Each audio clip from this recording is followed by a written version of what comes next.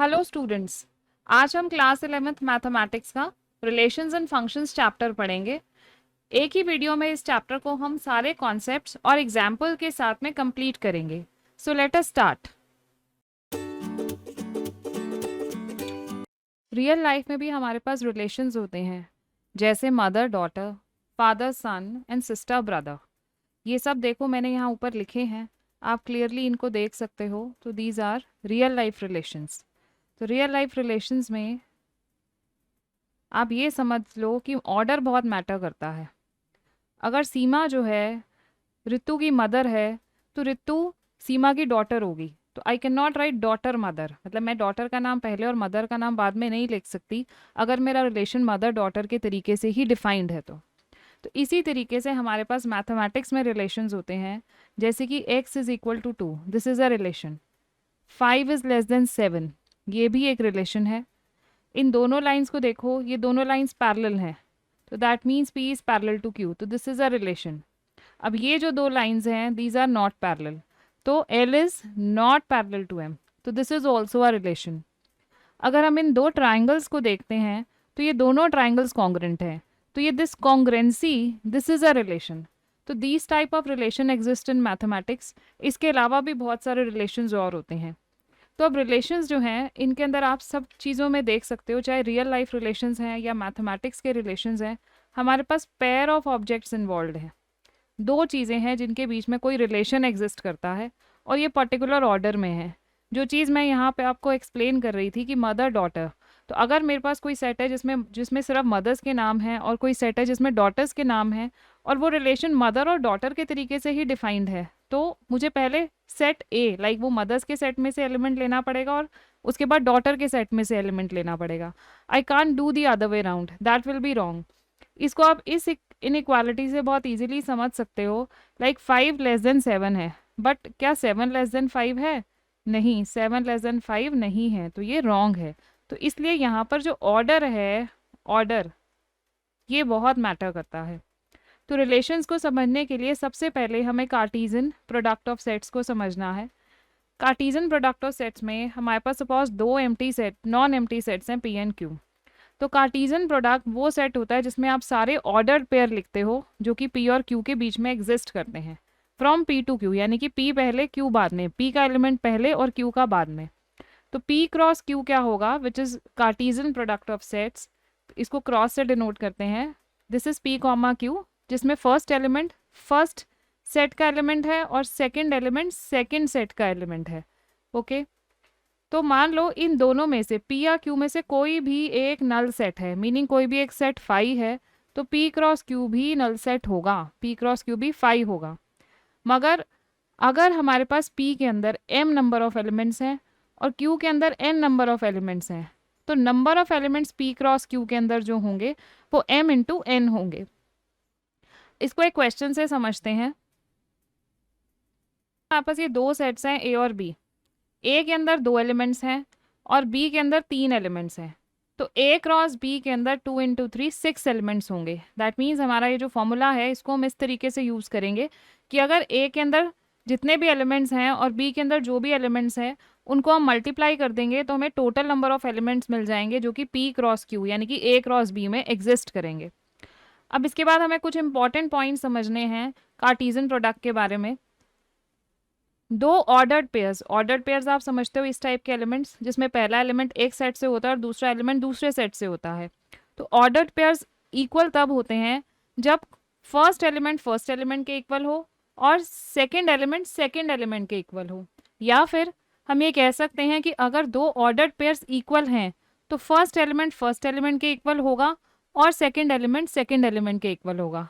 Okay, तो ये दोनों तरीके से होता है कि अगर फर्स्ट एलिमेंट के इक्वल है और सेकंड के, तो भी ऑर्डर्ड पेयर्स इक्वल हैं।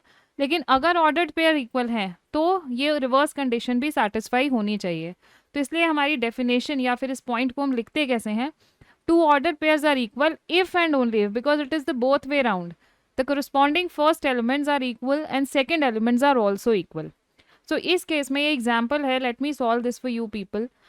If x plus 1 comma y minus 2 is equal to 3 comma 1, तो we have to find out the value of x and y।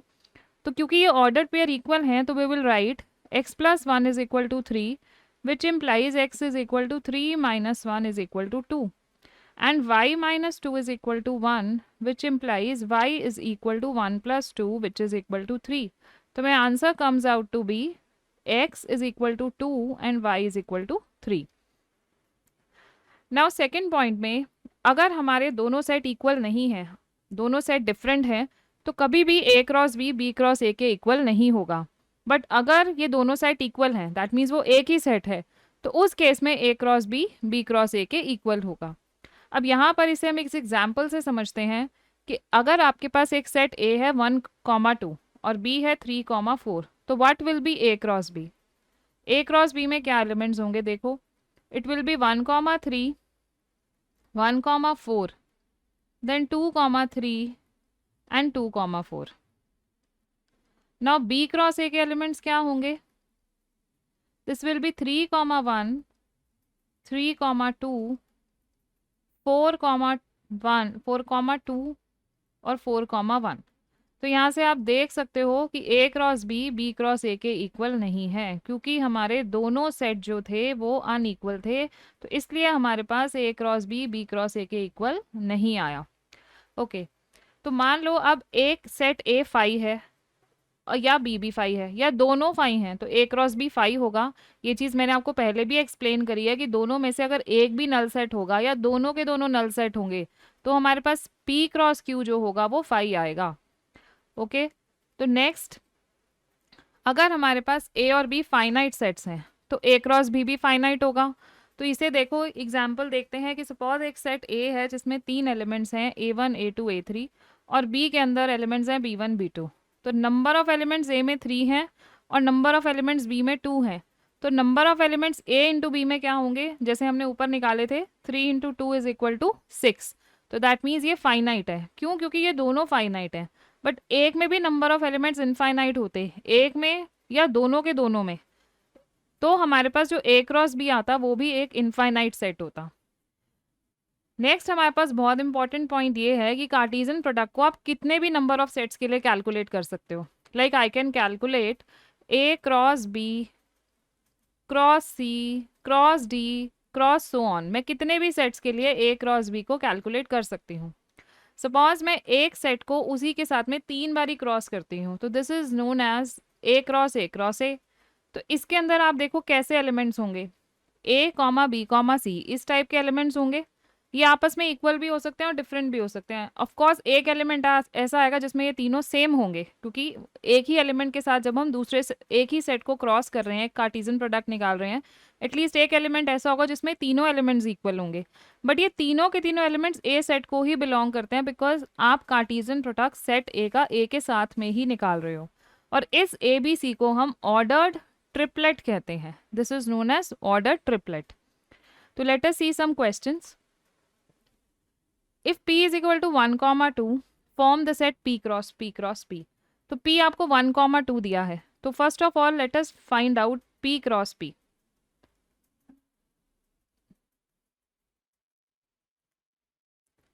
What will be p cross p? This will be 1, 1, then 1, 2, then 2, 1 and 2, 2. Next आपको निकालना है p cross p. That means अब आपके पास ये set है, इसका Cartesian product आपने इसके साथ में करना है, इस सेट के साथ में. तो वो कैसे होगा, दिस विल बी 1, 1, 1, 1, 2, 1, 2, 1, 1, 2, 2, 1. नेक्स्ट पहले हमने 1 एलिमेंट यूज किया, next we will use second element. तो what will we have, 1, 1, 2, 1, 2, 2, 2, 1, 2 and 2, 2, 2. So this will be your p cross p. Let us move on to our next question.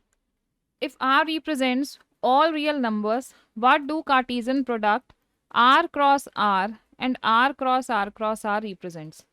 देखो R के अंदर हमारे पास real numbers हैं, तो R cross R जो होगा इसके अंदर किस टाइप के एलिमेंट्स होंगे.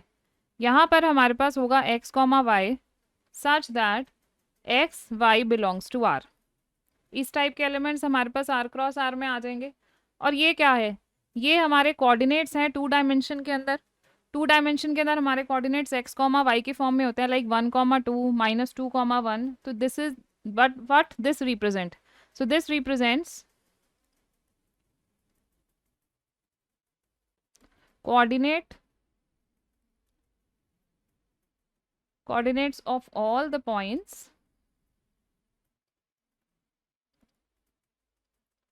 in two-dimensional plane. And R cross R क्या होगा? उसके अंदर जो आपके एलिमेंट्स होंगे that will be of the form x comma y comma z such that x comma y comma z belongs to are.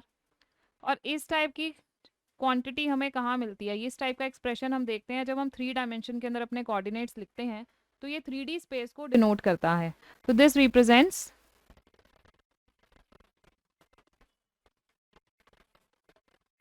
coordinates of all points in three-dimensional space. Next, अगले question में हमको दिया है A cross B is equal to P comma Q P comma R M comma Q and M comma R. तो find A and B. A and B की value मुझे निकालनी है। सबसे पहले देखो ए क्रॉस बी के अंदर number of elements A cross B के अंदर 4 हैं। तो पॉसिबल कॉम्बिनेशंस क्या हो सकते हैं? 4 हमारे पास कैसे कैसे आ सकता है? 1,4 sorry 1 into 2, 1 into 4, then 4 into 1 और 2 इंटू 2। अब यहाँ पर आप देख सकते हो कि फर्स्ट एलिमेंट आपका P एंड M है, P P M M, और second element Q and R है। दैट मीन्स हमारे पास दोनों सेट्स में 2 एंड 2 एलिमेंट्स हैं। तो इसलिए सेट के एलिमेंट्स, सेट ए के एलिमेंट्स क्या होंगे? This is set of first elements. First elements कौन कौन से हैं हमारे पास? P comma M and B is equal to set of second elements.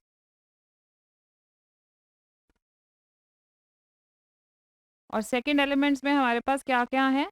R comma Q। Let us move on to next question. यहाँ पे देखो the Cartesian product A cross A has 9 elements among which are found -1, 0 and 0, 1. Find the set A and the remaining elements of A cross A. So as A cross A has 9 elements, that means number of elements of A cross A is equal to 9, which implies number of A elements of A into number of elements of A is equal to 9, which implies number of elements of A का जो square है ये 9 के equal होगा। और number of elements of ए जो होंगे वो 3 आएंगे। नेगेटिव हम नहीं लेंगे because number of elements negative नहीं हो सकते। तो ए सेट के अंदर 3 एलिमेंट्स हैं और ये जो एलिमेंट्स हैं आपको ए क्रॉस ए के ही दिए हुए हैं। ए क्रॉस ए के अंदर आपके पास कौन कौन से एलिमेंट्स दिए हैं? -1, 0, 0, 1। That means you have 3 distinct elements which are given to you. तो देयरफॉर जो सेट ए होगा this will be equal to -1, 0 and 1। So this will be our answer to this question. Now relations क्या होते हैं?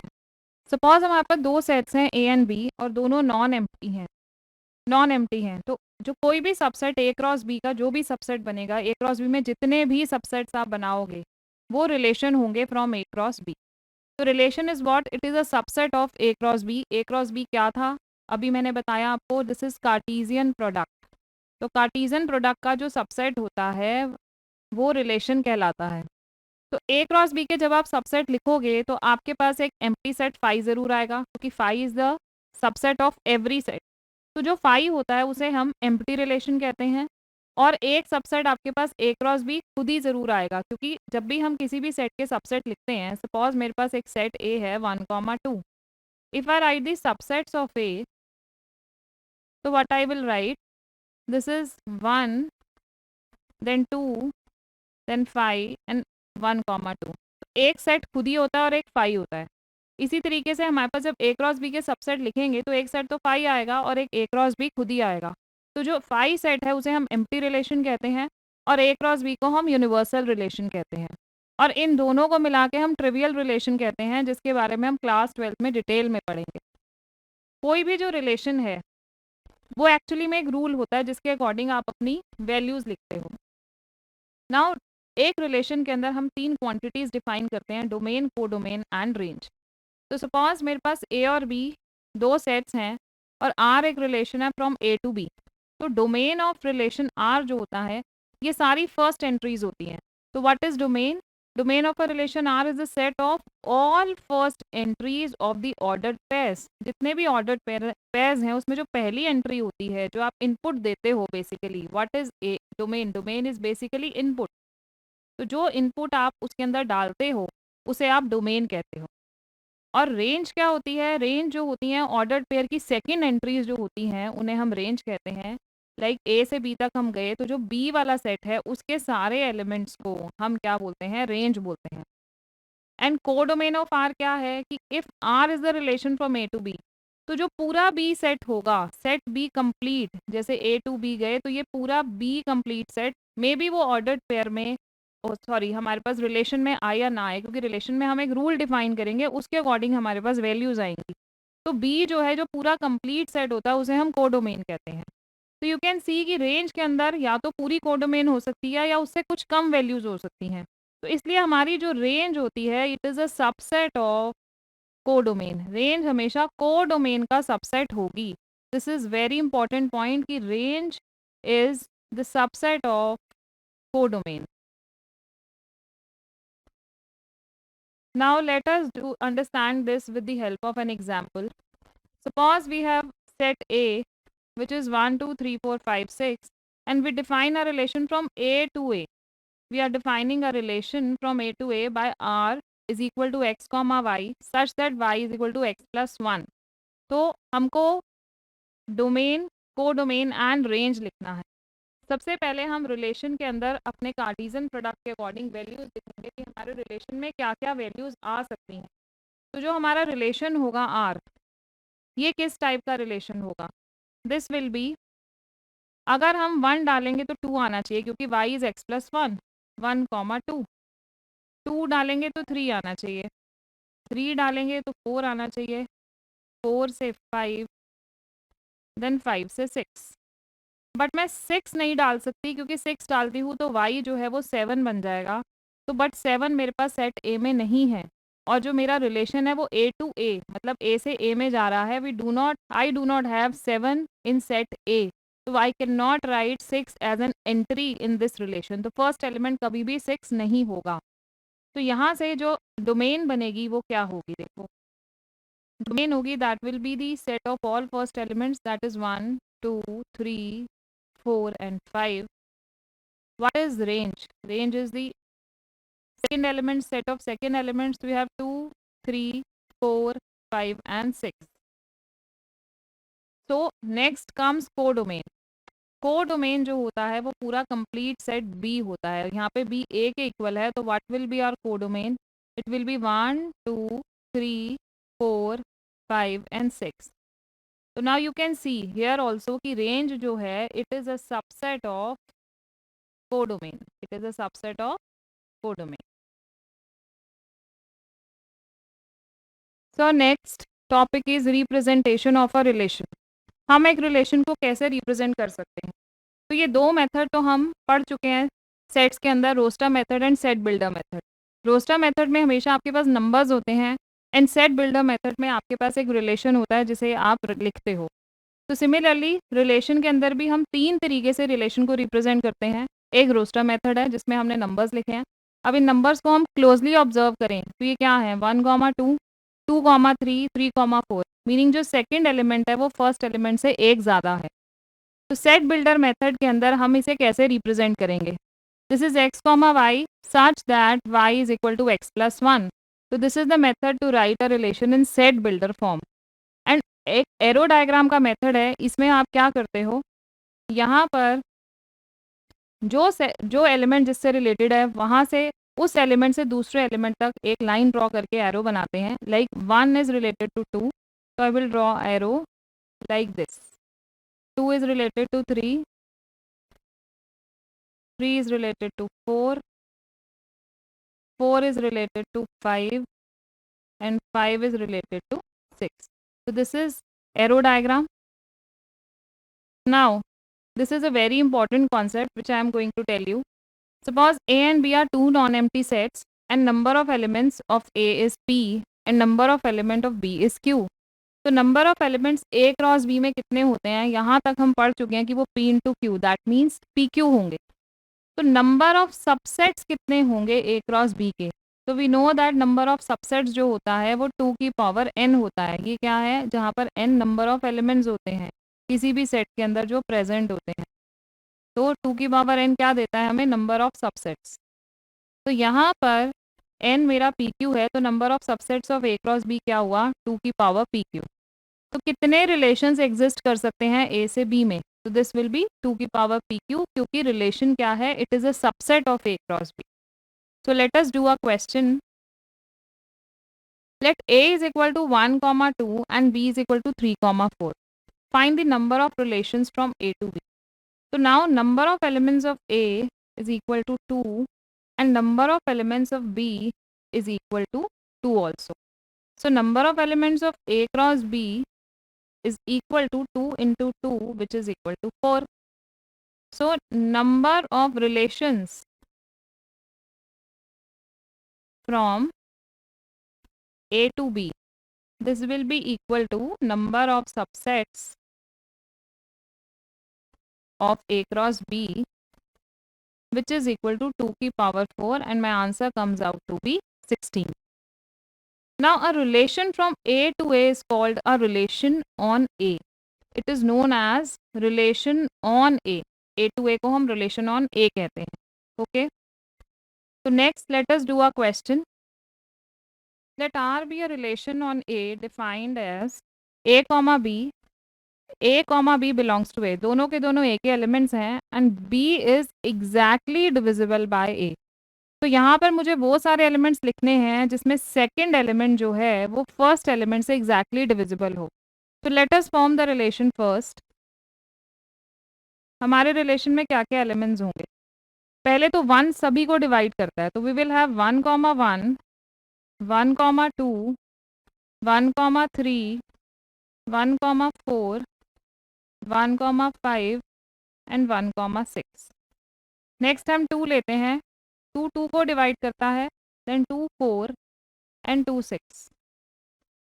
Then 3, 3 and 3, 6. बाकी कोई भी element हमारे पास और नहीं आएगा क्योंकि 6 जिन भी एलिमेंट्स को डिवाइड करता है वो यहाँ पे प्रेजेंट नहीं है. हाँ, एक एलिमेंट हमारे पास और आएगा 4, 4, क्योंकि 4 खुद से ही 4 को डिवाइड करता है. तो these will be our elements present in the relation R. Now we have to write R in the roster form. तो रोस्टर फॉर्म में हमें R को लिखना है. रोस्टर फॉर्म में तो एज इट इज़ हमने लिख दिया, this is the roster form, क्योंकि रोस्टर फॉर्म में नंबर्स आते हैं, हमने लिख दिया, this is our first part. In second part find the domain of R. तो डोमेन ऑफ आर में हमारे पास सारी फर्स्ट एंट्रीज होंगी और आप देख सकते हो 1, 2, 3, 4, 6. तो सारे ही एलिमेंट्स जो हमारे सेट ए में प्रेजेंट हैं वो आए हैं यहाँ पर.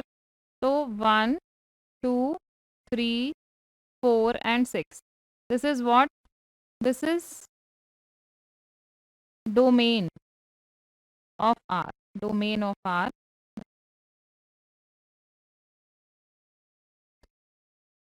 इन द थर्ड पार्ट आपसे पूछा गया रेंज.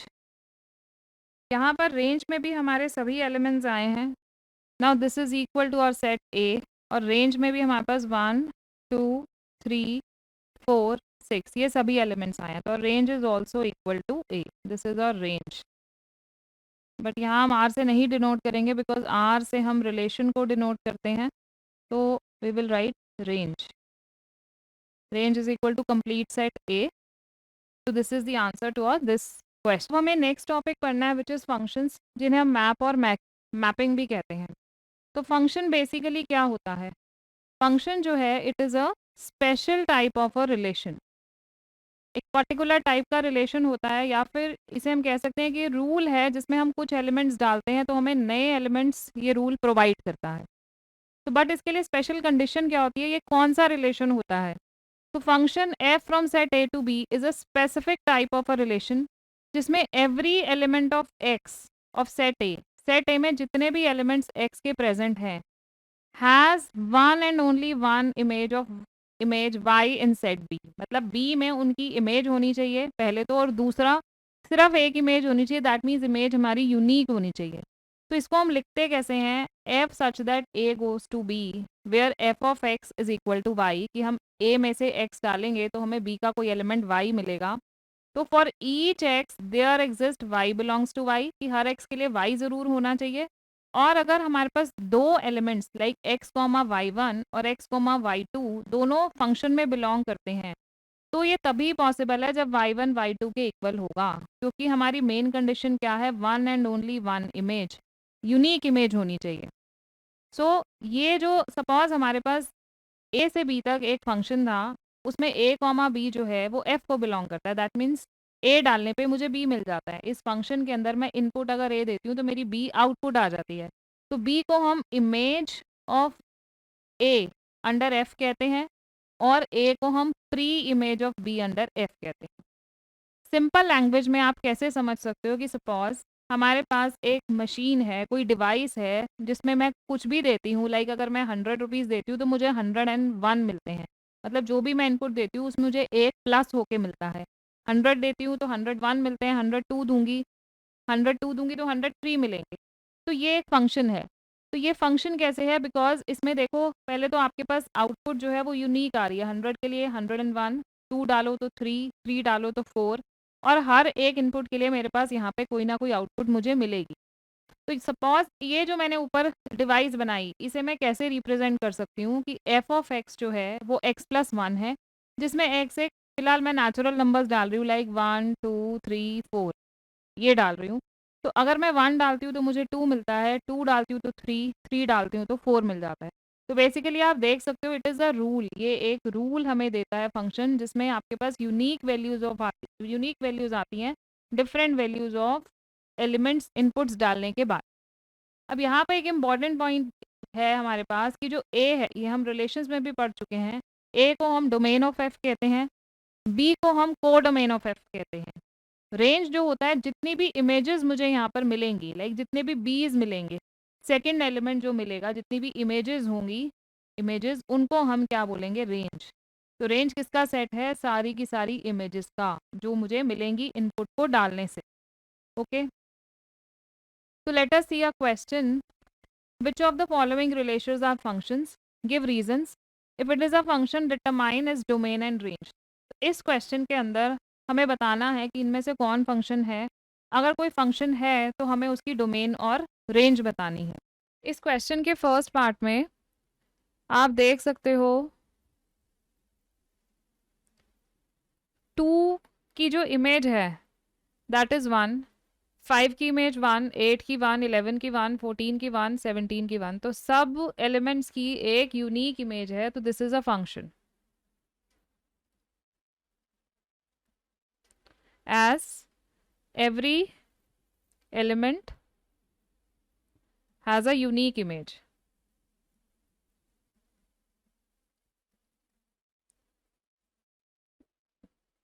तो यहाँ पर डोमेन क्या होगी, 2, 5, 8, 11, 14, 17, और रेंज क्या होगी 1, सिर्फ एक एलिमेंट आएगा क्योंकि सबकी ही इमेज जो है वो 1 है। सेकेंड पार्ट में भी यू हैव 2, 1, 4, 2, 6, 3, 8, 4, देन 10, 5, 12, 6, 14, 7, तो हर एक एलिमेंट की अपनी अपनी अलग इमेज है, तो this is also a function.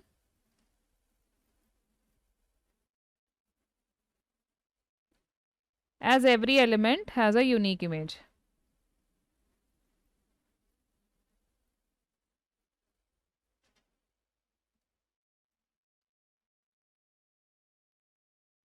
तो यहाँ पर डोमेन जो होगी that's will be 2, 4, 6, 8, 10, 12, 14, and range जो होगी इट विल बी 1, 2, 3, नो 1, 2, 3 नहीं, ठीक है, 4, 4, 5, 6, 7। नाउ थर्ड पार्ट में आप क्या देखते हो कि 1 की 3 भी इमेज है, 5 भी है, 1 की 2 इमेजेस हैं, दैट मीन्स 1 की यूनिक इमेज नहीं है, 2 की इमेज 5 है। तो अगर ये एलिमेंट नहीं होता तो 1 की इमेज 5, 2 की इमेज 5, तो ये चल जाता बिकॉज हर एक एलिमेंट की यूनिक इमेज है।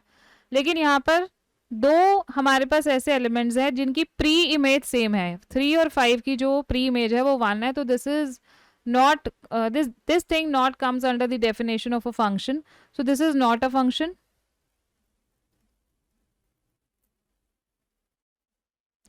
Because image of 1 is not unique.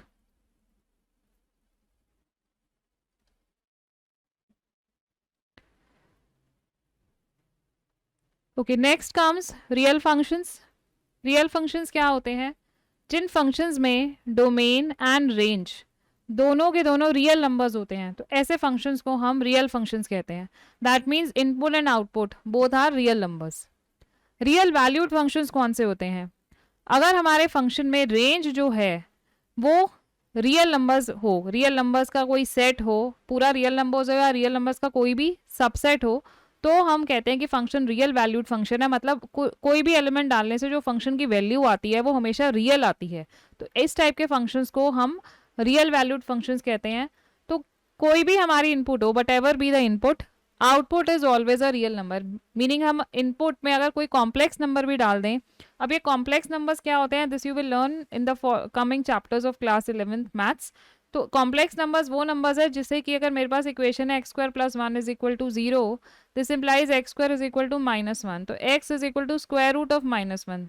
तो ये चीज़ अभी आपने नहीं पढ़ी है, स्क्वायर रूट ऑफ -1, इसे हम आयोटा कहते हैं। तो अब यहाँ पर जो नंबर्स इस टाइप के नंबर्स भी हम डालें, मीनिंग अगर मैं कॉम्प्लेक्स नंबर भी डालूँ तो भी मेरे पास आउटपुट रियल नंबर होने चाहिए। तो वो फंक्शन जिसकी रेंज रियल नंबर्स है उन्हें हम रियल वैल्यूड फंक्शंस कहते हैं। तो let us do one more question. Let f is equal to 1, 1, 2, 3, 0, -1 and -1, -3 a function from z to z. It is defined as f of x is equal to a plus b for some integers a and b. तो हमें a और b की value find out करनी है। तो let us सी हम इस question को कैसे करेंगे। सो इस क्वेश्चन को करने के लिए आप देख सकते हो f में 1 डालेंगे तो 1 मिलेगा, that means f of 1 is equal to 1. So this implies f of 1 means a into 1 plus b is equal to 1, that is a plus b is equal to 1. अगर हम f में 2 डालेंगे तो we will get 3. This implies a into 2 plus b is equal to 3, that is 2a plus b is equal to 3. So solving these two equations, what we get is this is minus, minus and minus. You have -2 and minus a here. तो minus से minus cancel, this implies a is equal to 2, तो 2 plus b is equal to 1, तो this implies b is equal to 1 minus 2 is equal to -1. तो हमारा function क्या बन जाएगा? तो function becomes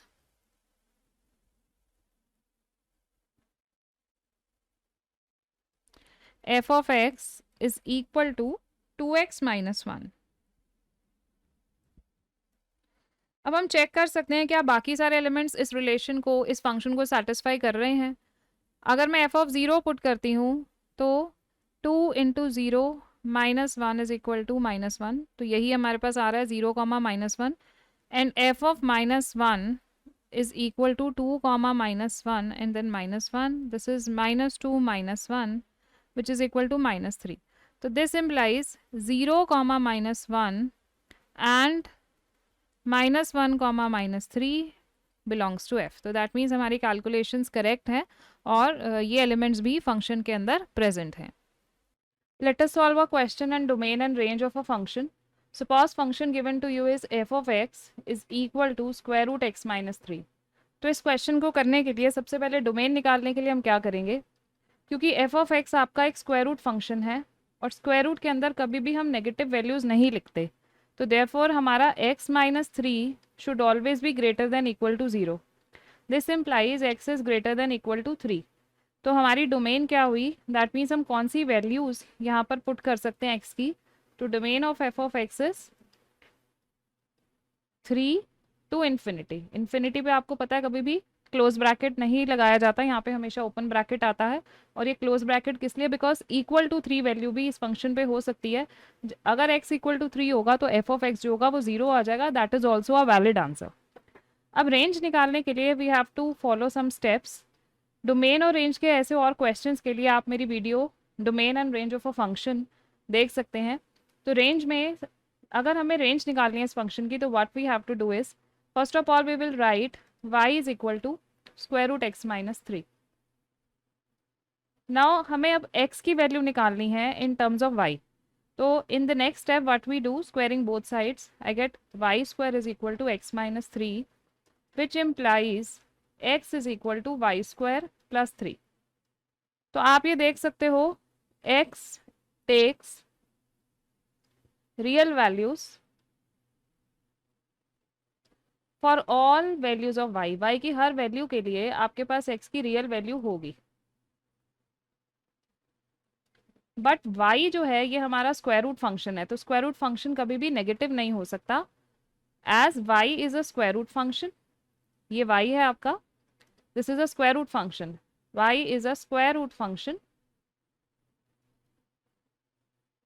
so can't take negative values. तो therefore हमारी रेंज क्या हो जाएगी, रेंज क्या होती है जो y की वैल्यूज, दैट मीन्स हमारी जो आउटपुट है वो हमेशा पॉजिटिव आनी चाहिए। तो range of this function is 0 to infinity. Now let us discuss some functions and their graph. First of all, we will study identity function. Identity function क्या होता है, ये वो फंक्शन है जिसमें हम जो वैल्यू डालते हैं वही वैल्यू हमको वापस मिल जाती है। That means f of x is equal to x है, तो अगर मैं एफ ऑफ 1 डालूंगी तो I will get 1, f of 2 डालूंगी तो I will get 2 and F of 10 डालूंगी तो आई विल गेट 10। तो जो वैल्यू हम डालेंगे वही वैल्यू हमें वापस मिल जाएगी। क्योंकि हम इसमें कोई भी वैल्यू सब्सटीट्यूट कर सकते हैं रियल वैल्यू, तो इसलिए इसकी जो डोमेन है वो सारे रियल नंबर्स हैं। और क्योंकि वही वैल्यू हमें वापस मिल जाएगी इसलिए रेंज में भी हमारे पास रियल नंबर्स आएंगे। That means input is also real numbers and output is also real numbers. इस फंक्शन का ग्राफ कैसा होता है, अगर आप सिंपल इसका ग्राफ बनाना चाहो तो दिस इज से x axis x dash, this is y and y dash, this is 1 2 -1 -2 1 2 and -1 -2। जब x 1 है तो y 1 है, x 2 है तो y भी 2 है। तो आप देख सकते हो कि ये आपकी जो लाइन आएगी यहाँ पे -1 है तो यू हैव -1 के लिए यहाँ पे कोरिस्पॉन्डिंग पॉइंट आएगा, और x -2 है तो y भी -2 होगा। तो will get a straight line like this as shown in this graph. This straight line is inclined at an angle of 45 degree with the axis. दोनों एक्सिस के साथ ये जो लाइन है ये 45 डिग्री पे इंक्लाइंड होगी और ओरिजिन से पास करेगी। So this is the identity function. So next we see constant function. इस फंक्शन के अंदर जो भी हम वैल्यू डालेंगे, कोई भी हम इनपुट डालें, आउटपुट हमेशा एक कांस्टेंट नंबर आएगी। For example I can write f of x is equal to 10। अब मैं एफ ऑफ 1 डालूंगी तो I will get 10, f of 2 डालूंगी तो भी I will get 10, f of 10 डालूं या 100 डालूं तो भी आई विल गेट 10। कोई भी वैल्यू डालने पे, कोई भी रियल नंबर डालने पे मेरे पास आउटपुट एक कांस्टेंट नंबर आएगा। दैट मीन्स इस फंक्शन की डोमेन रियल नंबर्स है और रेंज क्या है, एक कांस्टेंट, जो भी वैल्यू कांस्टेंट की होगी। तो अगर इस फंक्शन को ध्यान से देखो, if you write like y is equal to f of x is equal to 10, तो this is a line y is equal to 10। तो ये लाइन क्या होती है, this is parallel to x axis and at a distance of 10 units from the origin। तो अगर हमारे पास जो भी वैल्यू k की होगी उतने डिस्टेंस में हम ये लाइन ड्रॉ करेंगे जो कि x एक्सिस के पैरेलल होगी। तो this is a constant function which is y is equal to some k can be anything. Next we come to polynomial function. Polynomial function क्या होता है, पॉलिनोमियल फंक्शन वो फंक्शन होता है जो जिसमें फंक्शन इस फॉर्म का होगा, like a0 + a1x + a2x² + so on an X N तक, this is X N. N कोई भी नॉन नेगेटिव इंटीजर हो सकता है, माइंडेड ये नॉन नेगेटिव इंटीजर होना चाहिए, कोई भी रियल नंबर नहीं, ये इंटीजर्स होंगे और सारे पॉजिटिव इंटीजर्स होंगे। और A one A not A one A two ये सारे कांस्टेंट जो हैं ये रियल नंबर्स होंगे। तो यहाँ पे डोमेन, क्योंकि आप रियल नंबर्स डाल रहे हो, एक्चुअली क्लास 11th में जितने भी फंक्शंस आप पढ़ोगे आप रियल वैल्यूड फंक्शंस ही पढ़ोगे, तो जिसमें आपकी वैल्यू हमेशा रियल आएगी और डोमेन भी आपकी रियल नंबर्स होंगे, रियल फंक्शंस के बारे में आप पढ़ोगे। तो जो डोमेन है वो आर है, क्योंकि हम रियल नंबर्स ही इनपुट देंगे और रेंज भी हमें आर ही मिलेगी। तो पॉलिनोमियल फंक्शन के एग्जांपल, जैसे कि ये क्वाड्रेटिक फंक्शन है, इसमें पावर 2 है, तो this is a quadratic function, quadratic polynomial. ये आप पढ़ चुके हो क्लास 10th में और छोटी क्लासेस में। और ये 4th पावर का पॉलिनोमियल फंक्शन है। No, it is 9th power polynomial function, actually it is not written in the standard form, it should be like this. Now this is 4th power polynomial function. तो similarly इसी function के category में हमारे पास function आता है y is equal to x square. Y is equal to x square is a polynomial function जिसको हम स्क्वायर फंक्शन भी कहते हैं। तो y is equal to x square का ग्राफ कैसा होता है? The graph is of the form this. इस टाइप का ग्राफ आपने क्लास 10th में भी देखा होगा। तो यहाँ पर ये ग्राफ आप देख सकते हो, it is symmetrical about y axis. Graph is symmetrical about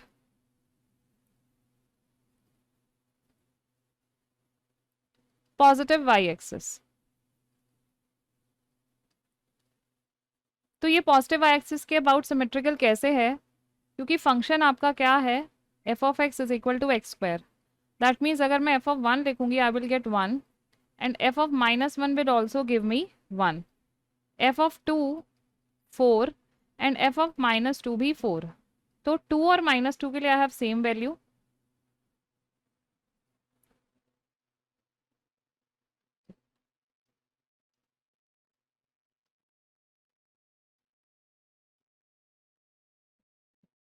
This is 1, this is 2, this is -1, this is -2, this is 1, 2, 3, 4 and this is -1, -2, -3 and -4।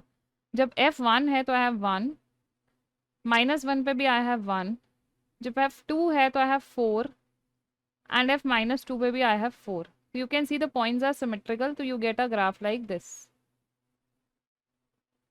तो ये ग्राफ इस टाइप से आ जाएगा जो कि एक y एक्सिस के अबाउट सिमेट्रिकल होगा। Now f of x cube is also a polynomial function which is also known as a cube function। तो इस फंक्शन का ग्राफ अगर हम पॉइंट्स लेके प्लॉट करेंगे, जैसे मैंने अभी आपको बताया, you can plot this graph, तो आपको इस टाइप का ग्राफ मिलेगा। यहाँ पर f ऑफ x जो है वो x क्यूब है, y is equal to f of x is equal to f x cube. तो f of 1 is 1 but f of -1 is -1। That's why आपके पास यहाँ पर पॉजिटिव पॉइंट्स हैं और नेगेटिव साइड पे आपके पास नेगेटिव पॉइंट्स हैं। नेगेटिव साइड पे नेगेटिव वैल्यूज आ जाएंगी फंक्शन की, इसलिए हमारे पास थर्ड क्वाड्रेंट में हमारा ग्राफ यहाँ पर चला जाएगा। Graph goes in the third quadrant. Let us move on to next functions which are rational functions. Functions of the form f of x upon g of x, where f of x and g of x are polynomial functions of x and denominator should not be equal to 0। ये हमारी हमेशा condition रहती है। तो g of x is not equal to 0। तो यहाँ पे जो डोमेन होगी, domain is x belongs to R such that h of x is not equal to 0 and range is R। यहाँ पर I should write g of x। g of x कभी भी zero नहीं होना चाहिए x की कोई भी वैल्यू के लिए, जहाँ पे x zero g of x zero हो जाए वो वैल्यू हमें नहीं लेनी है डोमेन के अंदर। एंड रेंज जो होगी वो आपके पास रियल नंबर्स आएंगे।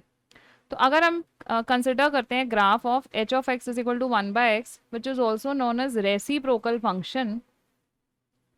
यहाँ पर f ऑफ x जो है वो 1 है और g ऑफ x x है। तो this will be defined when x is not equal to 0। तो इस फंक्शन का ग्राफ आपके पास इस टाइप से आ जाएगा। पॉइंट्स लेके आप प्लॉट करके देख सकते हो। Next comes very important function which is modulus function. Modulus function में क्या है, एफ ऑफ एक्स को हम mod x, these two lines are known as mod से रिप्रेजेंट करते हैं। F of x is equal to mod x for each x belongs to R. और इसकी डेफिनेशन क्या है कि अगर x पॉजिटिव है, if x is greater than 0 तो इसकी वैल्यू एफ ऑफ एक्स आती है। बट अगर x लेस देन 0 है तो आपके पास नेगेटिव वैल्यू आती है, मतलब नेगेटिव ऑफ नेगेटिव नंबर, तो you again get a positive number. तो you always get a positive number in F of X. तो देयरफॉर रेंज जो है वो सारे पॉजिटिव नंबर्स होते हैं, जबकि डोमेन आर में डोमेन जो है वो रेंज रियल नंबर्स हैं, सारे रियल नंबर्स हम इसमें सब्सटीट्यूट कर सकते हैं। तो ये पॉइंट कई बच्चों को क्लियर नहीं होता। Let me explain you with an example कि अगर एफ ऑफ वन है तो one is a positive number, you will get one. But if you have F of minus one तो this is a negative number. तो negative number के लिए you have minus X, that means minus of minus one which is equal to one. तो this is modulus function. Next we have a function known as signum function. Signum function के अंदर हमारा function defined है R to R, meaning real numbers to real numbers. और यहाँ पे conditions क्या हैं, जब आपका x पॉजिटिव होगा तो you have a value one, जब जीरो होगा तो you have a value zero, and when x less than zero होगा तो you have value minus one. तो यहाँ पर आप x की कोई भी वैल्यू सब्सटीट्यूट कर सकते हो। Can see you can substitute any value of x। इसलिए डोमेन जो है वो हमारा रियल नंबर्स है, बट रेंज में you have only three values, zero, one and minus one. तो range is minus one, zero and one. तो इसमें अगर सपोज मैं एफ ऑफ टू पुट करती हूँ तो this two is greater than zero, तो my value will come out to be one. F of zero will be equal to zero and F of minus two will be equal to minus one, क्योंकि अगर x negative है तो value minus one है। तो similarly for other values, अब यहाँ पे अगर हम ग्राफ प्लॉट करें तो यू कैन सी जीरो पे I have a value zero, और जितने भी पॉजिटिव नंबर्स हैं, पॉजिटिव नंबर्स के लिए वैल्यू वन है, तो इसलिए हमारा ग्राफ इस टाइप से आएगा। और नेगेटिव नंबर्स के लिए हमारे पास वैल्यू माइनस वन है, इसलिए हमारे पास ग्राफ यहाँ पे आ जाएगा। Okay, next we have greatest integer function. Greatest integer function को ऐसे बॉक्स में रिप्रेजेंट किया जाता है। ग्रेटेस्ट इंटीजर फंक्शन क्या होता है, it takes the value of the greatest integer less than और इक्वल टू एक्स। जो भी वैल्यू हम एक्स की डालते हैं, जो भी नंबर हम एक्स का डालते हैं, उसके अंदर से जो बड़ा से बड़ा इंटीजर है उस वैल्यू में से, तो वो ग्रेटेस्ट इंटीजर फंक्शन वो वैल्यू एज्यूम कर लेता है। इसे हम स्टेप फंक्शन और फ्लोर फंक्शन भी कहते हैं। इसकी जो डोमेन है वो आर है, कोई भी रियल नंबर हम पुट कर सकते हैं, और रेंज जो है वो सारे इंटीजर्स हैं, because you always get an integral value, integer value आपके पास आती है। इसको देखते हैं, सपोज अगर मेरे पास ग्रेटेस्ट इंटीजर फंक्शन में आई सब्सटीट्यूट 1.2, दैट मीन्स बॉक्स 1.2, तो इसकी वैल्यू आएगी वन, क्योंकि इसमें बड़ा इंटीजर जो है ग्रेटेस्ट इंटीजर लेस देन और इक्वल टू एक्स। तो 1.2 से सबसे बड़ा से बड़ा इंटीजर जो इसके बराबर हो या इससे छोटा हो, बड़ा नहीं हम ले सकते, it is less than, mind it it is less than, तो you have F of 1.2 is equal to one. Similarly F of 3.1 अगर मैं निकालूं तो I will have 3.1 in box, तो आई विल गेट 3। अगर मैं यहाँ पर 4.9 निकालूंगी तो आई विल गेट 4। बट अगर हम नेगेटिव वैल्यूज की बात करें, एफ ऑफ माइनस 1.2, तो माइनस 1.2 में I don't get minus one, क्योंकि हमें वो नंबर लेना है जो इंटीजर इससे छोटा हो, तो this is minus two. And F of minus 3.5 is equal to minus 4। तो इस तरीके से आपके पास स्टेप्स आ जाएंगे, तो इसलिए इसे स्टेप फंक्शन भी कहते हैं। ये सर्कल्स रिप्रेजेंट करते हैं कि ये पॉइंट इंक्लूडेड नहीं है, मतलब एफ ऑफ टू पे उसकी वैल्यू टू ही होगी। ये जो सर्कल यहाँ पे आपको दिख रहा है, टू से छोटी वैल्यू, टू पर ये वैल्यू टू हो जाएगी, तो यहाँ पे कंप्लीट लाइन है और यहाँ पे यू हैव अ सर्कल। तो this is greatest integer function. तो these are all the functions that we will have to discuss in class 11th. Let us solve a question on domain and range of a function f of x is equal to mod x minus 1. तो यहाँ पे आप देख सकते हो your function is equal to mod x minus 1. तो domain क्या होगी, डोमेन मीनिंग हम कौन सी वैल्यूज़, यानी कि इनपुट में हम कौन सी वैल्यूज़ दे सकते हैं जिससे हमारा फंक्शन डिफाइंड हो। क्योंकि ये मॉड फंक्शन है और x माइनस वन है, डिनोमिनेटर में कुछ नहीं है, तो हम कोई भी रियल नंबर्स इसमें डाल सकते हैं एज एन इनपुट। तो my domain will be all real numbers. Domain will be R. And what will be the range? Range क्या होगी, ये मॉडुलस फंक्शन है, तो मॉडुलस फंक्शन की जो आउटपुट होती है is always positive. Output of mod function is always positive.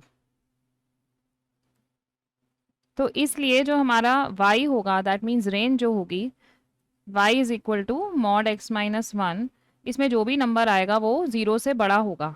0 या 0 से बड़ा होगा। जब x 1 होगा तो उसकी वैल्यू 0 हो सकती है, तो my range will be 0 to infinity.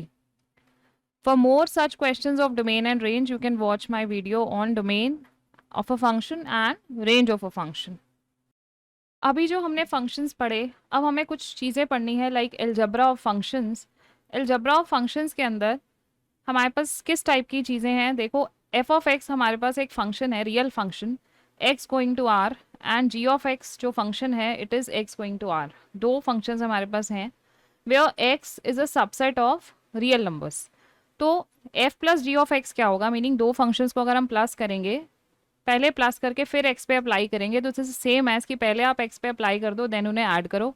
Similarly for subtraction, similarly for multiplication, and if you apply a function, if you multiply a function by a constant k, your value of the function at that point get multiplied by that constant.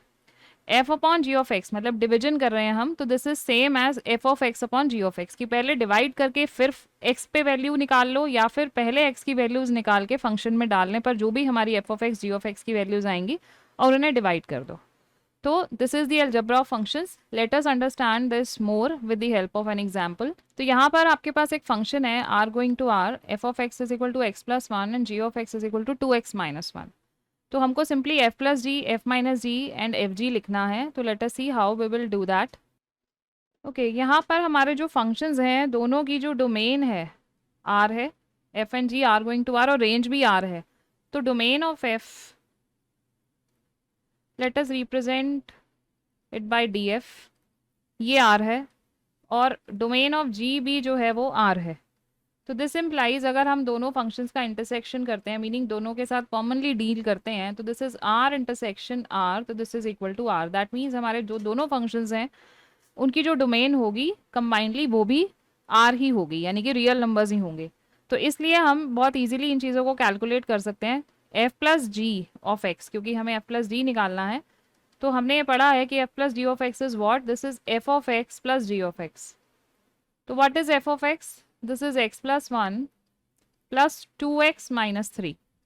So this what we get is 2x plus x is 3x and minus 2 for all x belonging to R. ये f plus g की value आ गई। Next let us calculate f minus g of x.